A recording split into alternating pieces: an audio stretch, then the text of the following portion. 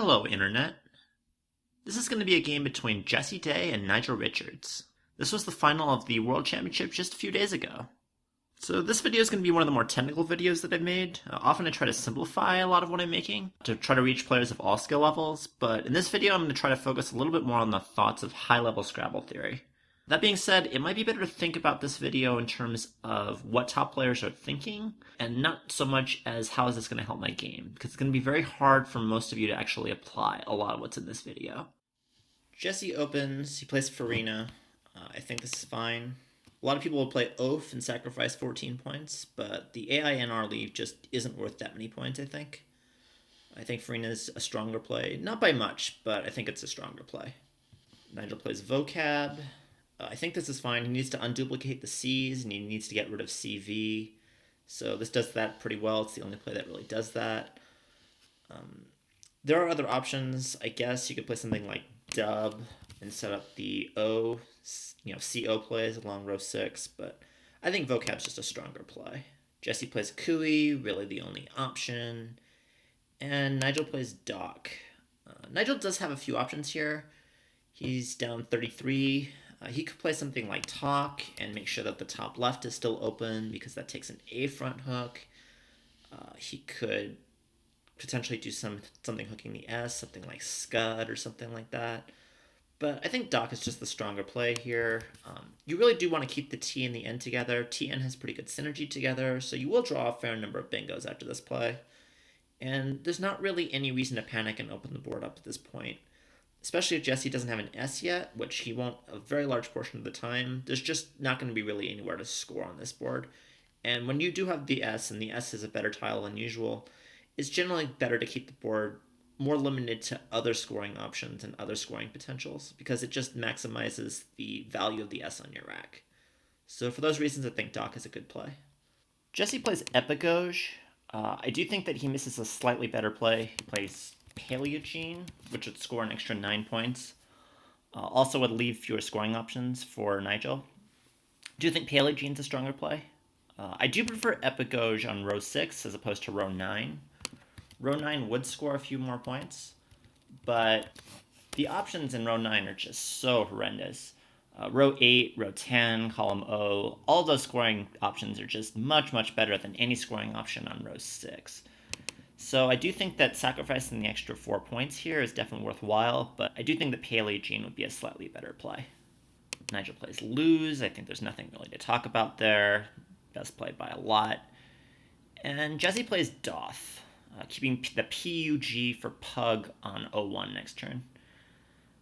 I do understand his reasoning, but I actually think that playing Dupe is a slightly stronger play, even though it scores 4 less points and there's no immediate options next turn. There's a few reasons for this. First reason is the P is a much less dangerous tile than the H is, and overlaps on row 3 are just going to happen much less often. So I think that it's a slightly more defensive play. I also think the leave is a lot better. PUG, the U and the G are just not particularly good tiles, and the P isn't even that great either. GHT is just a much stronger leave. The H is a good tile. The T works well with the H and isn't bad on its own. And there's actually quite a bit of potential to score 48 points next turn by playing 18 to the EEN. There's 9 E's, there's 8 I's. So you're actually pretty likely to draw this, and you're also pretty likely to draw this on a future turn. If you draw just one of those tiles, let's say you draw the I, a lot of the times next turn you can actually just play off the other 3 tiles, and then you can try to hit 18 next turn.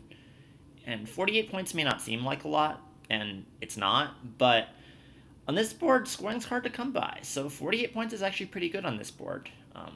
It's just so constricted, and if you don't have an S on this board, it's going to be very hard to score, and this is just another avenue for you to score on a board that's very difficult with tiles that generally don't do very well.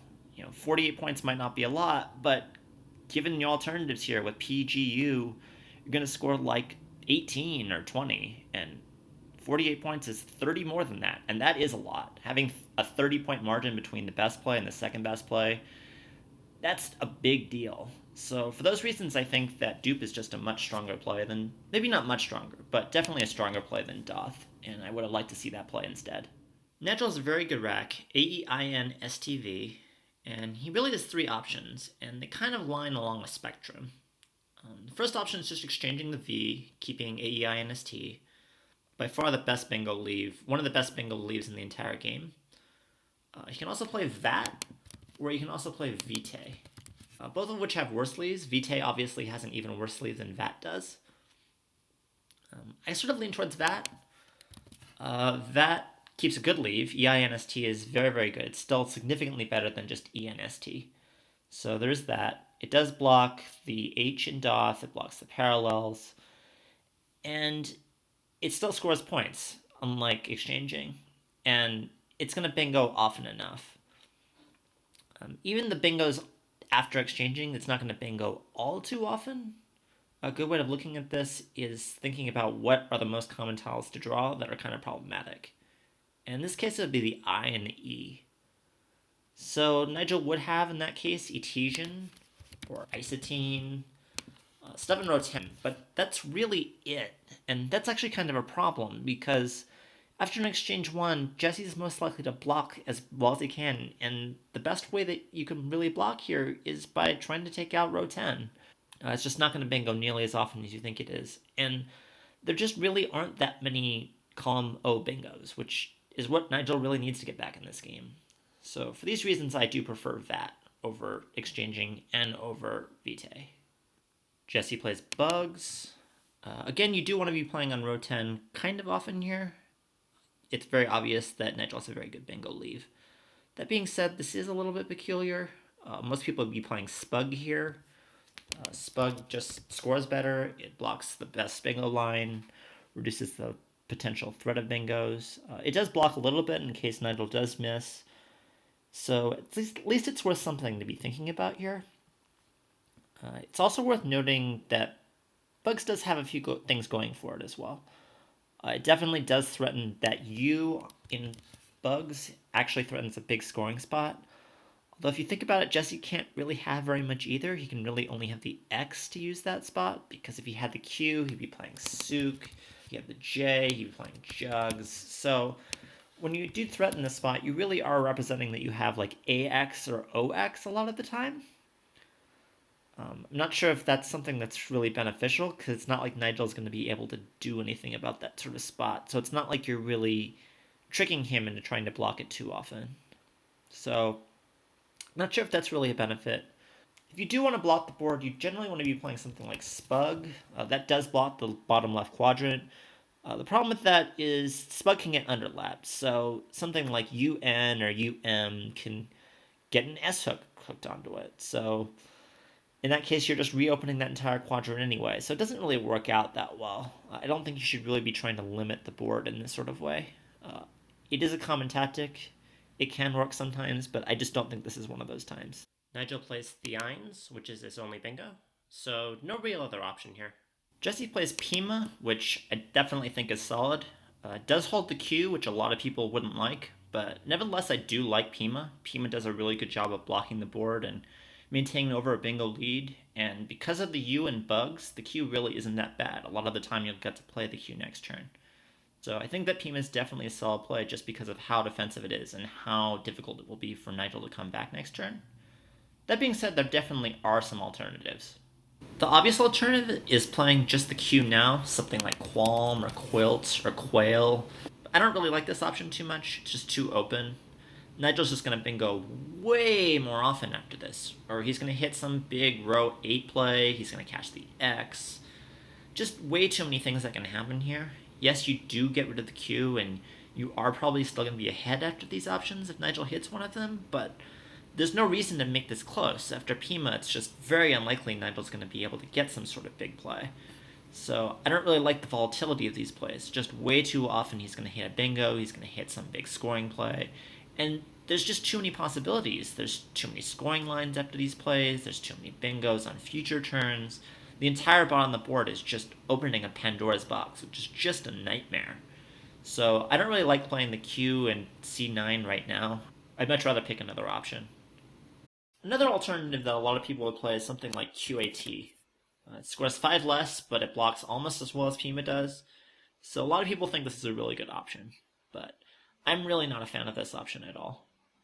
For one reason, it just takes an S, so you're obviously giving a lot of scoring spots back. It's pretty easy for you to score back, and ILMP just doesn't do anything on this board, which is another problem. But the real problem is that QAT can get underlapped in a really, really painful way. Something just like NET or something like that is just really, really problematic because you're not going to have a good way of blocking row 11. So you're going to have to play something like HM or something like that for 13 points, and it's just not going to work out very well for you. And even if he doesn't play the N next turn, let's just say that he plays somewhere else next turn, that QIN is always going to be a threat. So if you play something like Rax, then you're just going to have to deal with that in the future. You're going to take the R in Rax, and he's going to play QIN next turn, and it's just a real problem. And again, ILMP does not do anything on this board. It's just really bad. There's no good place to play ILMP that is going to score anything or set up anything or do anything. So I'm really not a big fan of QAT. The QATS spot's going to be forever. The QIN spot's going to be forever. And it's just going to open up a huge litany of problems of ways that Jesse's going to have to deal with Nigel's future openings on future turns. So I'm really not a fan. It just doesn't have very much long-term future or even short-term future if you play QAT. So I much prefer Pima to QAT here. A slightly better version of Cat, I think, is QI. I do think this is a little bit better. Mostly because you actually keep Psalm for next turn, which is pretty much guaranteed. IN instead of AN, so it's going to be much more difficult for Nigel to be overlapping, and therefore it's going to be less of a threat to see QIN because it's only going to score like 12 points, and then or you're going to have to play left and it's going to block the line. You can just play HM and you're basically canceling it out rather than having to draw some sort of counterplay. The A is a lot better than the I here is. There's 6 I's left, there's only 4 A's, and the A is just a better tile in general and has a lot more options on this board. So I do think that QI is a little bit better than QAT, but that being said, I don't really like QI that much either. I think if you're going to be doing that sort of thing and trying to block, you should just be playing Pima instead. I just think it's a much better version. Instead of QI, if you want to be playing something else besides Pima that's a little bit more open and aggressive, I want to be playing Psalm. Psalm keeps QI next turn at the very worst for 46 points, and also keeps the Q for really, really good options on column C. You're going to be hitting a lot of different plays, from Coit to Quirt to Quint to Quilt to Quiet, all sorts of 2-tile draws. It's just going to be really, really easy for you to hit something with the Q next turn. So the Q is actually going to be a benefit to you. The Q is a good tile after Psalm because of the 2 different Q spots that are available. So there's not really any risk of being stuck with the Q or not having a good Q option. It's very, very minimal next turn. So I do think that Psalm is a strong option. It guarantees that you're going to have some decent scoring options next turn. But it does leave some more options for Nigel. So I do think that that's a big risk. But I do think that Psalm is also a reasonable option.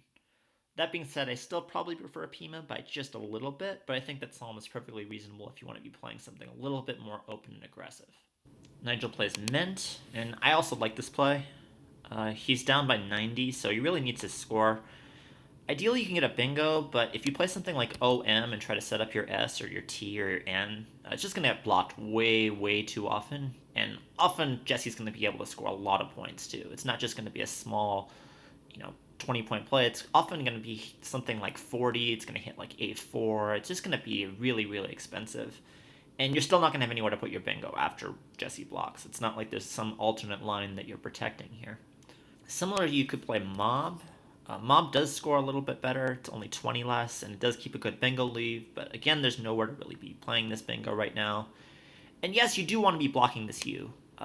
This scoring spot for the U and Bugs is actually pretty expensive.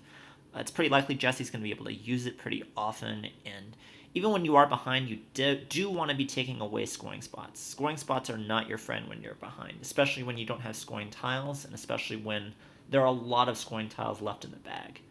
Jesse did just draw 4 tiles, so there's a decent chance that one of those tiles is the J, the Q, or the X. And you want to be limiting those tiles. You don't want those spots to be available, because if Jesse has one of those tiles and is able to use that, then that's just going to make it that much easier for him to stay ahead. And you actually want him to have those tiles. So by taking out the U, that does help. But that being said, you're just sacrificing too much. If Mob were maybe another 8 points or something like that, I think it's worth considering. But I think mint is just too many points to let go. It's too many points to sacrifice at this stage of the game.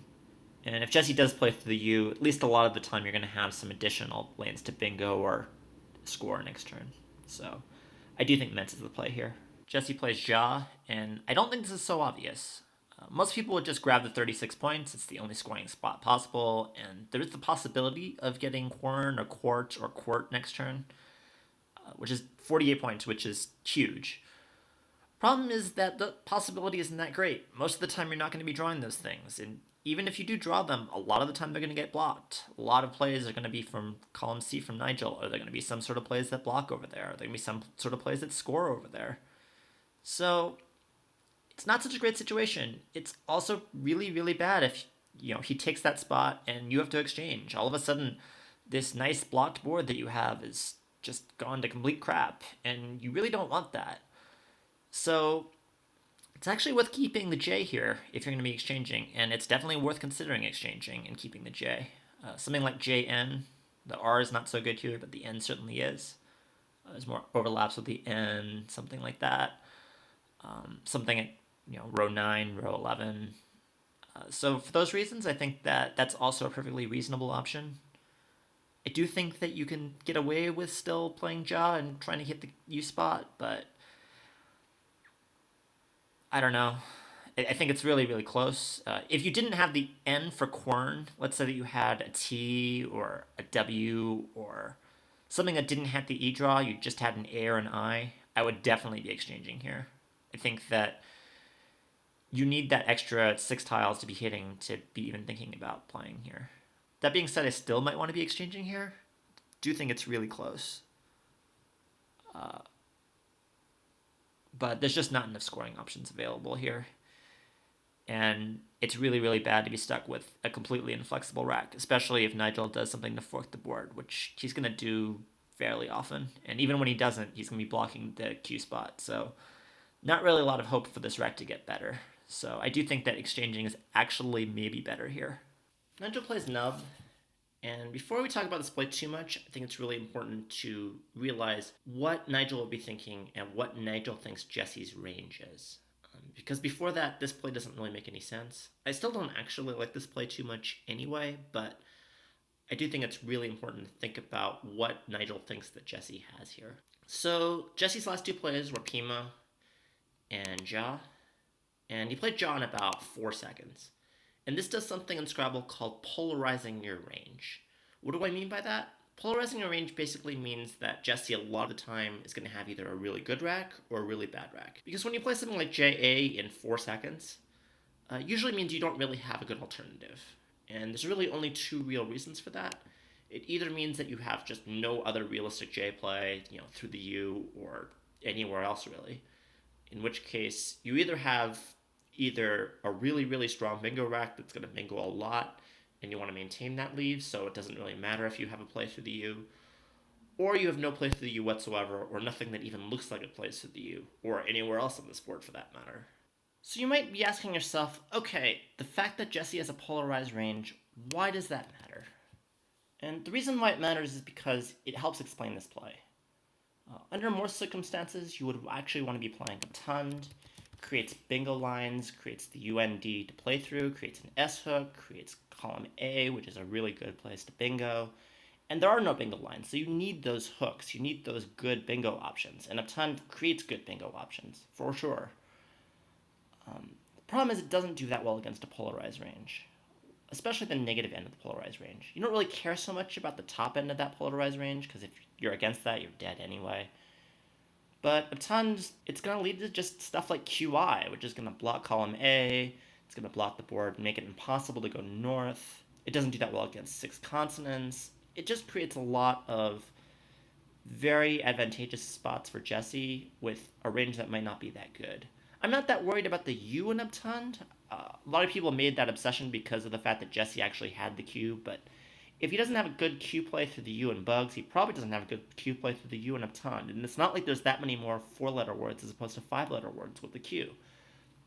If he didn't have a good spot with Uptund, with the U and bugs, he probably doesn't have a good play with the U and Uptund. So that's not a big deal.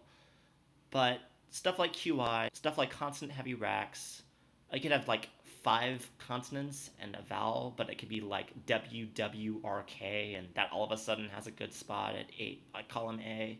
A ton just bails out Jesse's rack way too often, so I'm not really a big fan of it, not nearly as much as I normally would. I think if there were a lot of middling average racks, a ton is a lot better, but against a polarized range, a ton is just not that good. My play would probably be Faggot here. I think that probably is the most solid play. It still shuts down a lot of Jesse's polarized racks. A lot of Jesse's bad racks that have consonants or vowels or Qs don't do very well against Faggot at all. So I think that's a much safer line. It does take an S hook. You're still going to get S hooks in the future. It's pretty hard to just shut down this S hook. I guess you could play through the T, and that would be bad. You don't really want to see like some 8-point play that's a 5-tile play from the T that actually does a pretty good job at closing the board, but it's unlikely Jesse has something like that because, again, his rack is polarized. So, you'll get some bingos, you'll get some ways of diverting the board a little bit. So I think this is probably at least a decent option in terms of limiting Jesse's polarized range and limiting his racks. Another option would be something like just Doula. At least it opens the board, but it opens the board in a way that's pretty easy to close, so I don't really like that too much. Also doesn't score very well. Nub does a pretty good job at restricting Jesse's polarized range, and it's not as defensive as it looks, because eventually an S-hook is going to have to open. If Nigel plays something like Fugato, if there's a parallel play, underside bugs, you're going to have an S-hook. So it's not going to be closed forever, even if it's closed temporarily. But it is still a closed board. If you draw a bingo next turn, it's probably not going to play. Just like this turn, because you already have us down, and it doesn't play. So Nub isn't as bad as it seems. It doesn't open the board. It doesn't do some of the things I like to do. Thematically, I'd want to play something like Upton, because again, that's thematically what you want to do here. But against a polarized range, it's not so good, so I guess I understand Nub. I still probably prefer playing Faggot in the long run. Jesse has no choice here. He pretty much has to exchange. That being said, he keeps RT. And while RT is normally the best leave on most boards, I think here it deserves a little bit further consideration. The R is just not a very good tile here. There's not really any good spot for the R, and there's 3 more R's left. So in addition to the R that you're trading, you're just very likely to get duplicate Rs, and you're just not going to have any good places to play them. So I don't really think it's a good idea to be keeping RT here. I think you definitely want to be keeping the N. The N has some future here. You have row 11. You have like piano, piani type of plays, and there's only 1 N left in the pool, whereas there's 3 Rs plus the R you're putting back in. And NT has synergy, so it makes sense to be keeping the T here too if you want to, but you don't necessarily have to. I think just keeping the N is fine, keeping NT is fine. You might be asking, why not keep the W here? An observant player would note that the W goes at 03, and WHO and WHA are pretty much your best scoring options here. And the W is just one of your best scoring tiles in general, even if you're just going to have to drop it at, column K or something like that.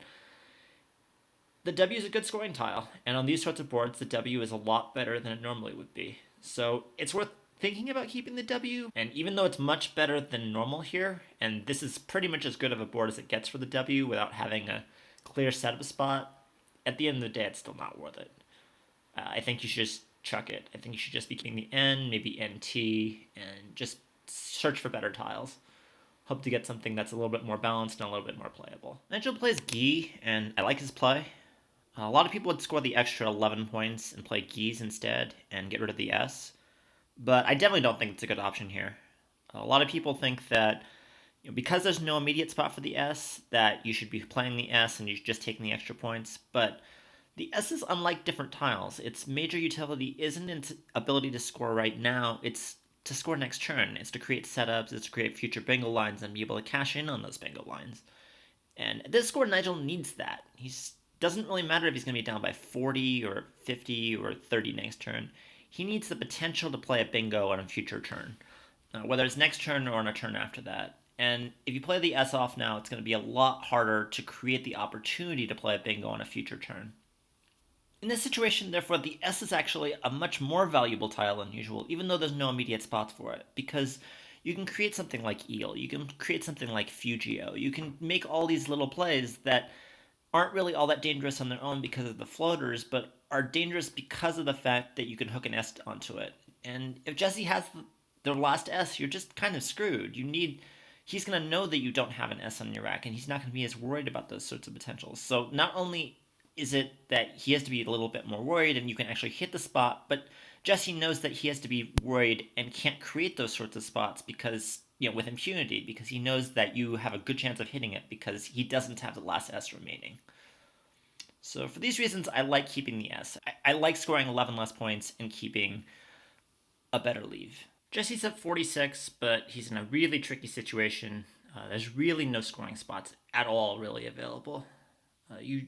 Because you're ahead so much, you really don't want to be opening the board. You don't want to be playing something like EX and trying for a bingo, especially since Nigel's very likely to have a pretty strong rack here. Jesse ends up playing Dev, trying to set up his X. I'm not really a fan of this. I understand what he's trying to do. You definitely do want to be setting up the X, but even if you cash the X next turn, let's say he just leaves us alone, then are you really going to be cashing the X? We get to play on row 4, and you're going to leave this gigantic lane on row 3 that you really don't want to be leaving in this sort of situation. And that's assuming you get it. Most of the time what's going to happen is Nigel's going to make a counter setup, and what are you really going to do about it?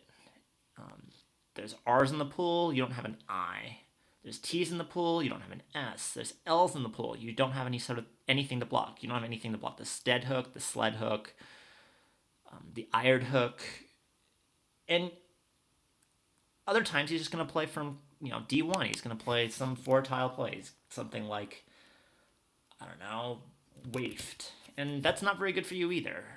And ultimately, you're also encouraging play in an area of the board that is just completely unplayable. Right now, the top left is just completely unplayable. And Nigel can't make setups up there, and it makes it that much harder for him to come back. If you can keep the play on the bottom of the board, it's going to be much harder for Nigel to be doing very much, and that's to your benefit.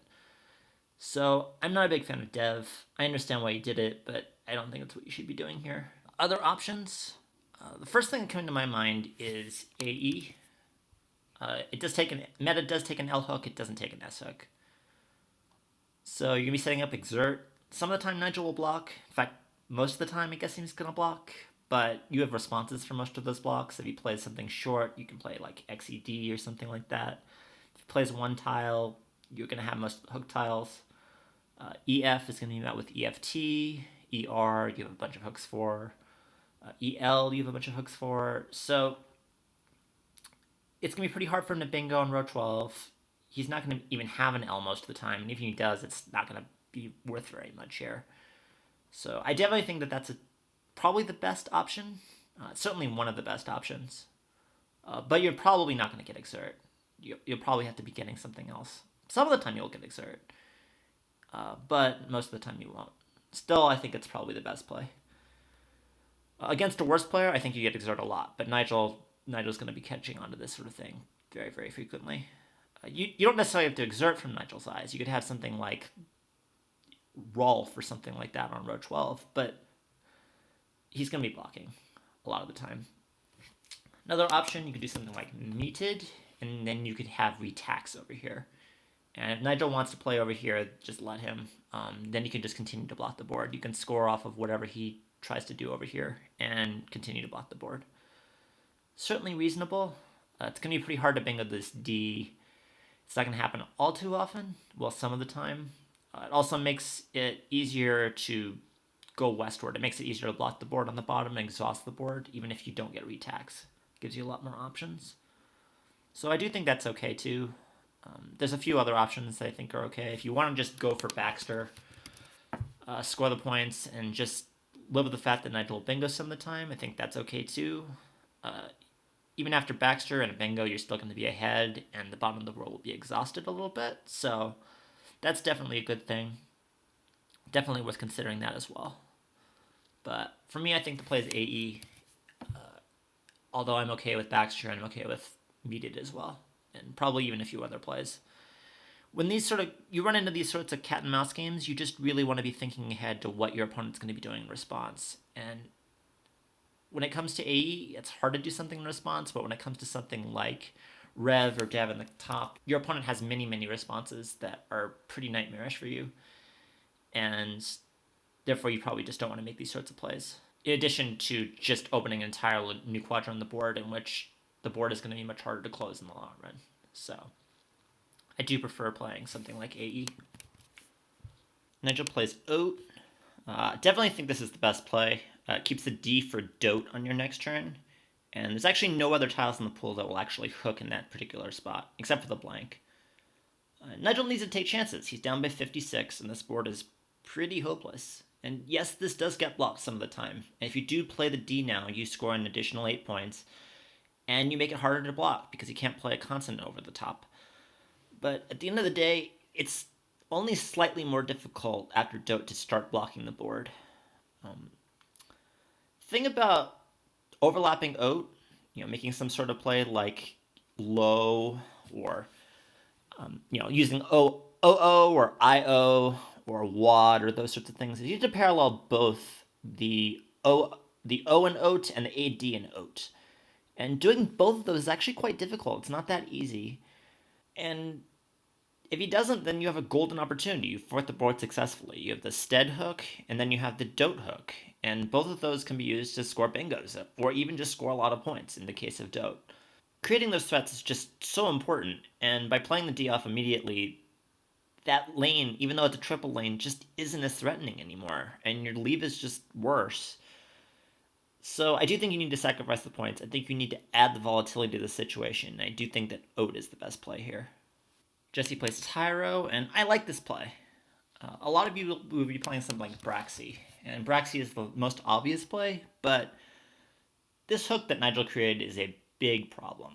And Nigel will almost always have the D here. Nigel is not the type of player who doesn't have the D here, and really Oat doesn't make sense without the D. So if you give him this D and you don't block it now, it's just going to be a problem, and a problem, and a problem. If he doesn't bingo next turn, he's going to bingo the turn after, or the turn after. And that's a 90-point bingo. And yes, it's hard to draw a bingo, but it's not so hard to draw a bingo when you have, 3 or 4 turns to do that.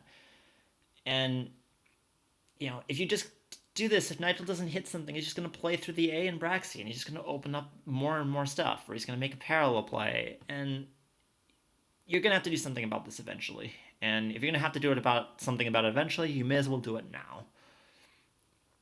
Even if Nigel doesn't bingo to Braxy, even if he just makes a 4-tile play, he's going to have bingo lines. So you really, really do want to do something about this. And Tyro just does the best job. It's pretty hard to use Tyro, too. It's not all that great of lanes that you're creating. Again, yes, there is some possibility that you get tripled, but it's not really all that common. If he has a D, he's not that likely to have an S and a blank at the same time either. And even if he does, it's just, there's a lot of Drek in the pool. So I do like this.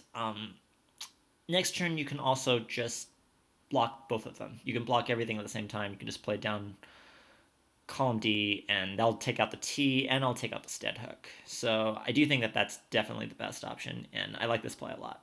Nigel plays Swirled. I think this is a perfectly reasonable play.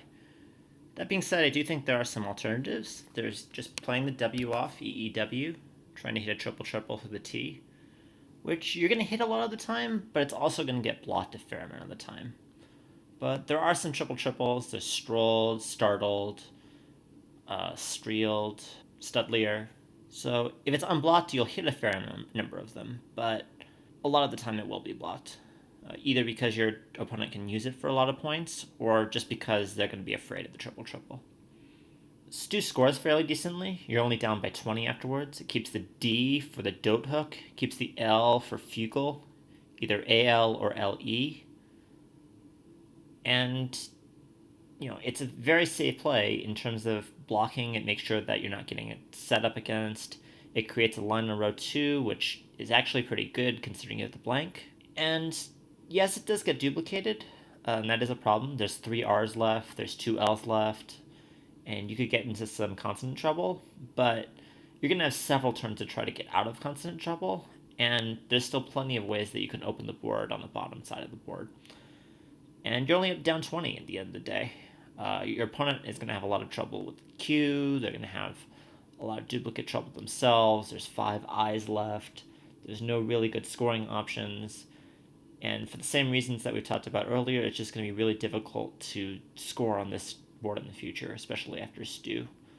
So, you cash your D in for 40 points or 35 points, and you're basically tied and you have the blank a lot of the time. So, I do think that stew is probably the play here, especially if you think your opponent has the X. After swirled, if your opponent drops the X, you're going to be down by 40, and it's just not going to be a very good situation. There's not really good places to score, and you're going to be down a tempo, and it's just going to be hard. And after dev, Jesse's going to have the X a lot. Not 100% of the time, but probably well over 3/4 of the time, maybe even 90% of the time. Yes, it's possible that Jesse had the K the whole time. Maybe they had, maybe Jesse had YEUK or something like that. Or just some K drop that he has UKE or EKE or SKA or something like that. But I think that the vast majority of the time you're up against an X here. After Tyro, you pretty much know that Jesse doesn't have an O. And you also don't know they don't have an I, and you also know that they have vowels. So the odds are pretty good that that Jesse has an A here. And even if Jesse doesn't have an A, he'll have drawn one a fair number of times between the last two plays. It's not that unlikely that Jesse will draw an A. Or he could just play somewhere else and then draw the A and play AX on a future turn. It's not necessarily just next turn you need to worry about here. So I do think Swirl's a little bit too risky for that reason. I think that you're just going to get hit by the X way too much, and creating an XI spot is just not a very good idea. Also, if Jesse has the Q, where he just picked up the Q and he doesn't have the X drop, this is a way for him to get rid of that as well. So, not really a good situation, I think. I do prefer stew by a little bit. If you do pick up badly, you can also exchange. That's also perfectly fine. So, yeah, I think I do prefer stew, but just by a little bit. Jesse cashes the X, which I think is expected. Nigel plays Fuji. I think that's fine. You really, really need the lines on the bottom of the board at this point. You can play While, and it's obviously a better leave, and it scores a few more points, but you really need to start creating some sort of opening on the bottom of the board, and Fuji just does that well, and you can always just get rid of the W on a future turn. So I do like this play. Jesse, he's only up 22 at this point, and he just plays Uke. Uke is the automatic play. Keeps EI and R, so he's going to be up by almost a bingo, and any play that Nigel plays is going to empty the bag if he does bingo. So even if Nigel does bingo, Jesse would be a favorite after Uke. That being said, there are some other options here. You can do something like Eek and hold on to the U. I think that that's at least worth thinking about. And you can also play something like Biner. Uke is not going to get blocked, so there's no urgency to play it right away. He can just play it next turn. And in the meantime, it actually gives Nigel kind of some sort of false hope that maybe he can just outrun Jesse and score over here, and then you can come down and potentially just win the game for Jesse right there, then and there. Biner does also block a few more bingos, and it does give him a little bit more recourse in case he does draw the Q. Whereas after Uke, if he draws the Q and Nigel bingos, Jesse's just kind of screwed. Part of me just feels like this is a big overanalysis, and in reality, Uke is just the best play. So, yeah, I think Uke is absolutely fine. Nigel plays Will. He does have a bingo. If he wants to play it, he could play Wiselier. But I do think it's a good decision, actually, to probably avoid this.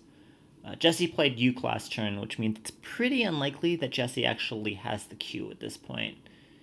And even if he has the Q, or even if he draws the Q, a decent percentage of the time he's still going to win, either by playing QI and just outrunning you, which will happen some of the time, or by having Trank through the R that in Wiselier, which is almost always going to win. So I do think that if you do play Wiselier, your chances are pretty bleak. Your chances are probably somewhere around 20% or something like that. The question is whether you actually have more than 20% if you don't bingo here. And it's actually a pretty interesting question, mainly because Jesse, if he doesn't have the Q, he's going to be playing a little bit of control. He's going to be making plays to try to minimize the odds of drawing the Q, while also making plays that give him some options if the Q does fall on his rack. So I do think that's a bit of a concern. If he has Trank right now, or he has something like that, he can always set it up. And there are ways to do that. You could just drop a letter at B11 and you're going to be in a lot of trouble. So, I don't know. I'm not totally convinced that you're better off this way if Jesse plays optimally. Will does often lead to more mistakes. It's more opportunities for Jesse to draw the cue and get himself in trouble, which really is the most likely way he's going to lose this game. And if Jesse has the cue already, then Nigel should just play wiselier. So, I don't know. I can't imagine that Nigel missed this. I believe he actually had this set up on his rack and still played Will anyway. You can also play something like Wheelie. Wheelie is keeping ELRS, but the pool is a little bit constant heavy, and there's another L in the pool which isn't particularly good for you. There's an N in the pool which doesn't really work with the L very well. So I do think that Will is probably the better play if you're not going to bingo. But I do think that bingoing might just be better against people who know what they're doing and aren't going to give you that many good opportunities if they don't have the cue on the rack already. Because if Jesse doesn't have the cue at this point, then Nigel's chances of winning this game, assuming that Jesse plays optimally, are quite low. Jesse can just do so much in response to this and just, he can outrun, he can set up his own cue spot, he can just pass even. If he passes, there's not a lot that Nigel can do with most of his racks. So Jesse probably only needs to play one tile, maybe. But yeah, a lot of the time Jesse's just going to figure out some way of winning the game or making it really, really unlikely that he loses if he doesn't have the cue on his rack already. So for these reasons, I do prefer bingoing. I think it's probably a stronger play. Although I do understand Will, and I do think that it could lead to more errors from Jesse in the future. And we're in the pre-end game. Jesse's up by 36, and he's stuck with the cue. Not stuck with the cue, because he does have options to get rid of it. Whenever you have the cue, especially late in the game, when there's no use and not really any good options, the intuitive thing is just to get rid of it as fast as possible. So something like QI obviously gets rid of it. But the pool's really good, and Nigel's going to bingo a lot if you play QI, so maybe not the best option.